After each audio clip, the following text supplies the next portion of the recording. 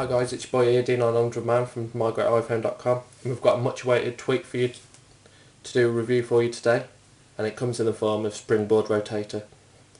So it's not been released on Cydia yet guys, but hopefully it will be tomorrow. It's going to be available on the BigBoss Repo, and it's going to be available for a cost of just below $2.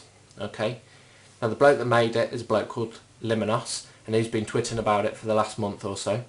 You've probably seen his YouTube videos as well to see how it works, but thankfully he sent us a review copy so we can show you a bit more about the settings mode today.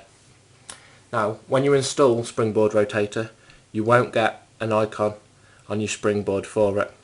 It installs straight into your settings application, so we'll go into that now and have a look at it. Once your settings application loads, you'll get a little icon, and here it is. It's called SBrotator, as you can see there. Once we go into SBrotator, you'll see 4 settings. You'll see rotation enabled, background rotation, background behaviour, and icons behaviour. So let's have a look at each one of those in turn. Now the rotation enabled is self-explanatory. You can either turn that on and off, whether you want your springboard to rotate or not. Your background rotation is pretty similar. If you have got springboard rotation enabled, if you turn background rotation on, it will rotate your background picture as well. If you turn it off, then it won't. Now background behaviour has got a few more settings inside that. We can either go in to rotate and zoom, so that will rotate your background and it will zoom into the picture to make it fill your springboard. Rotate and crop, so it'll rotate your background picture and it'll crop off what's not needed off the top. And use lock background WJPEG, and that'll actually use your background, your lock background picture.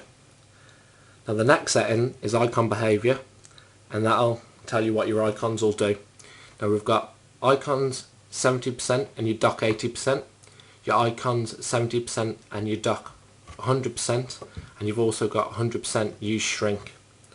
So what that'll do guys is that'll shrink your icons on your springboard and also your icons on your dock to different sizes depending on how you want them to look. Now there are recommended settings, and the recommended settings are icons 70% and dock at 80%. Or if you've got shrink installed, it says that shrink is recommended, and that'll override everything, and that'll just keep your icons what you've set them for. So guys, let's have a look at what this actually does. So we'll go back to my springboard here. Now as you can see, I've got it stood there in a portrait mode using my movie peg. But if we just take that off here and give it a turn, whoop, there it is, landscape mode.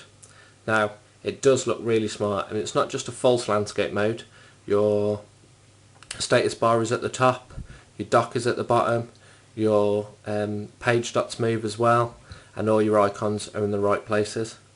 You can swipe across to your different pages, as you can see there. Okay, and your home button takes it all the way back. Also, which is a nice little feature, your spotlight is also in landscape mode as well, which is really, really nice. Okay guys, it does rotate 360, so if I turn my iPhone upside down, it will also turn it upside down. And once again, if I turn it around again, there we go, it's turned them into landscape and back up into portrait. Now it's quite a smooth design when you do that. It flows really nicely, and it is really nice actually to hold your iPhone in your hand so you can use your docks and your springboard in landscape. It's quite nice when you open an application, so let's open Twitter here. So it opens, and once it loads it should transform straight into your application into landscape mode as well, which is really nice as well. So for all you guys that have been waiting for this, it is a really, really nice feature there, okay? Really, really nice. And once we go back to our springboard, as you can see, we're still in landscape mode on there.